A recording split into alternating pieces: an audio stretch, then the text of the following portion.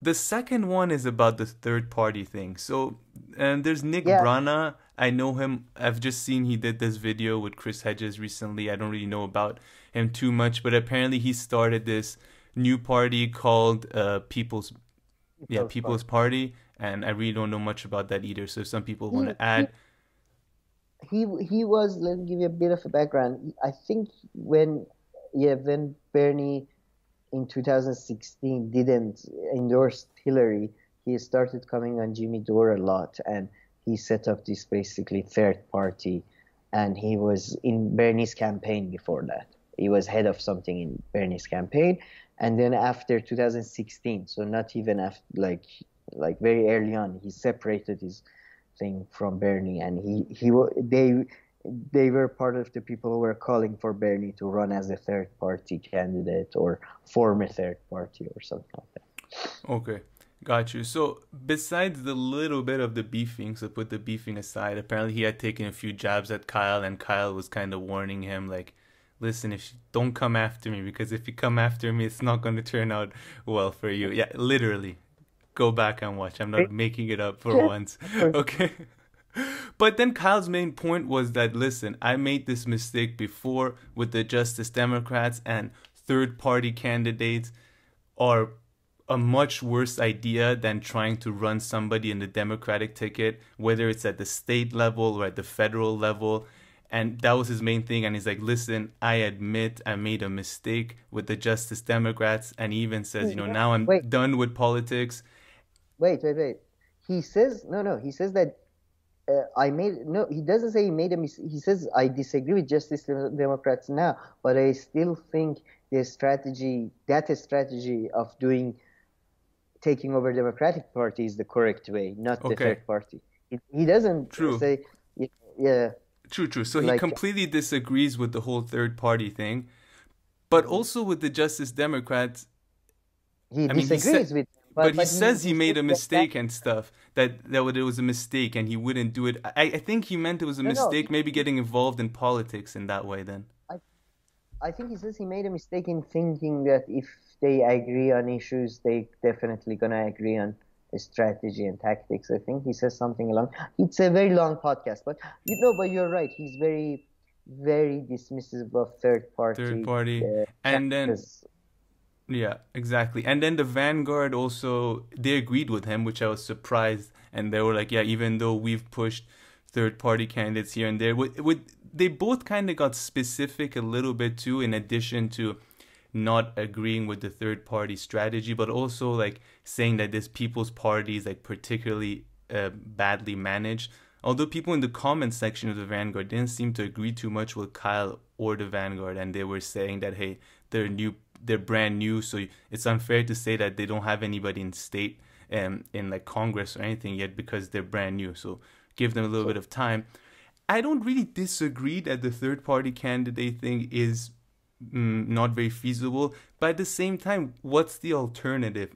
Changing the Democratic Party from the inside. So sure, at the state level, getting some people in like state level Congress or something, I can't see that, or even in Congress. But we saw that when it comes to like the presidential part, I feel like the Democrats think that, listen, we let Bernie run on our ticket and he's actually useful to us. We can point to this and that out. But if you think that Bernie's ideas are going to take over the whole party and we're going to back him as the president, you're gravely mistaken. In fact, we're closer to I mean, they don't say this, but in fact, we're closer to the Republicans. So if it comes down to Bernie or the Republicans, no thank you. We'll go with the Republicans. So I mean, at the same time, I mean, they just both seem so hopeless in a way. that I don't know. I, I think that's a good segue to the Chris Hedges Yeah. green thing you wanted Should to I talk bring about that as well. up too?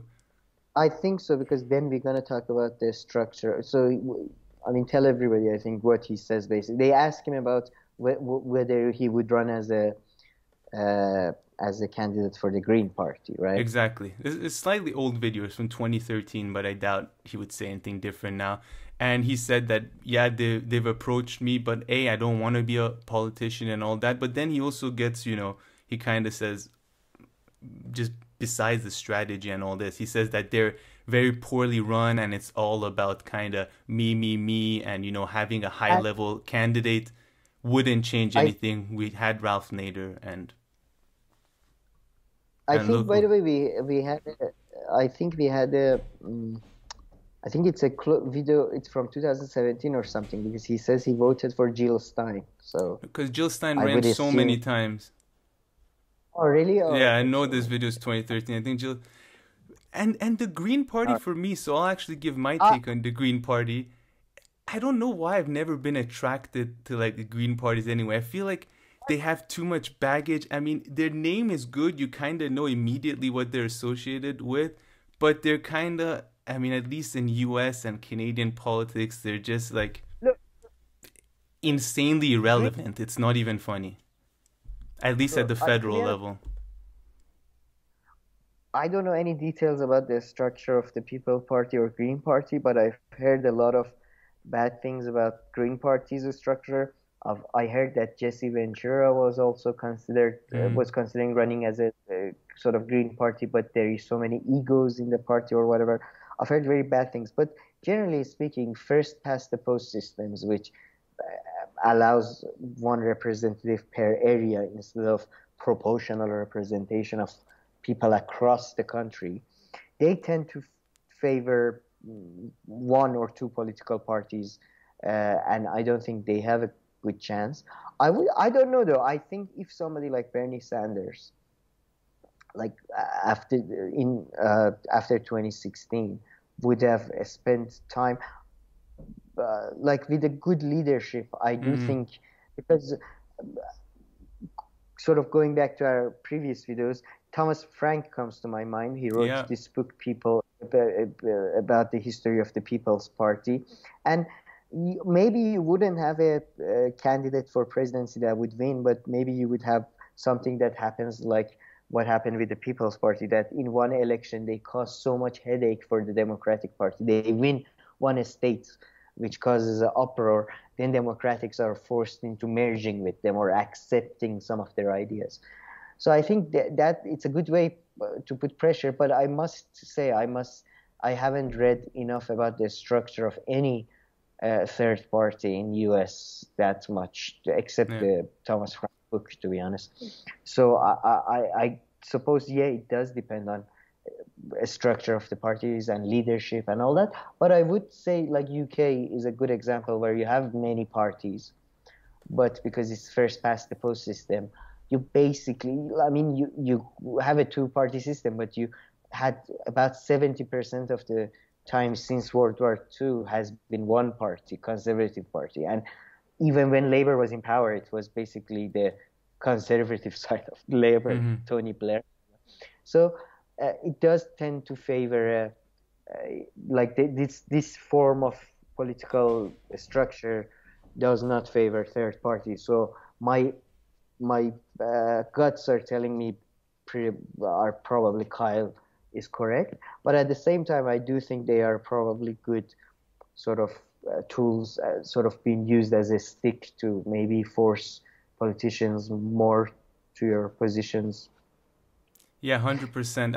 I agree much more with your slightly more nuanced position. I was a bit surprised also that Kyle Kulinski didn't exactly mention the whole Thomas Frank thing because he loves Thomas Frank and he interviewed him exactly about that populist party um, thing from the early 20th century that The book. Thomas Frank, yeah, exactly documents in his book. So I was a bit surprised that he didn't bring that up.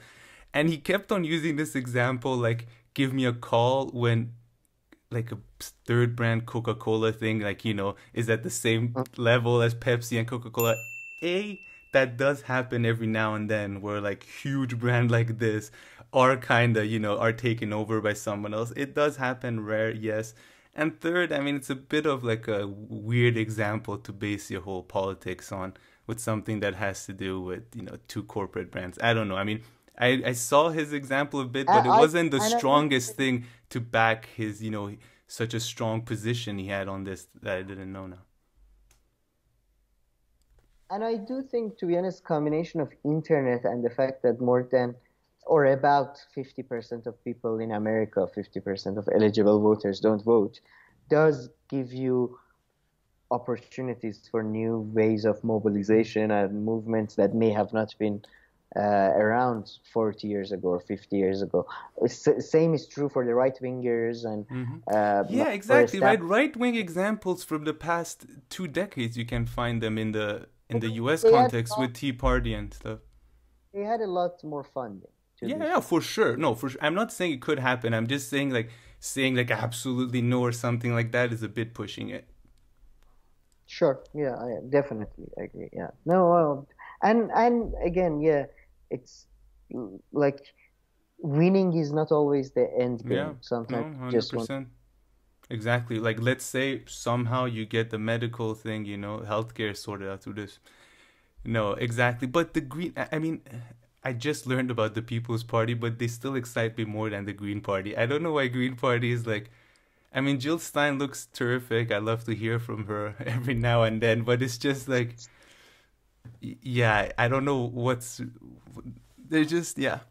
They have good thing going on with them, which is as soon as you say Green Party, you know what the hell they're about, which is good, but at the same time hasn't It's reached true. anything. Sometimes I mean, they call them a single issue parties, and that's a problem because Hmm. people feel like they don't have the competence for anything else. Yeah, it can also exactly it can also be a downfall. But okay, before I forget about Kyle Kulinski here, apparently Kyle Kulinski is gonna go again on the Joe Rogan show.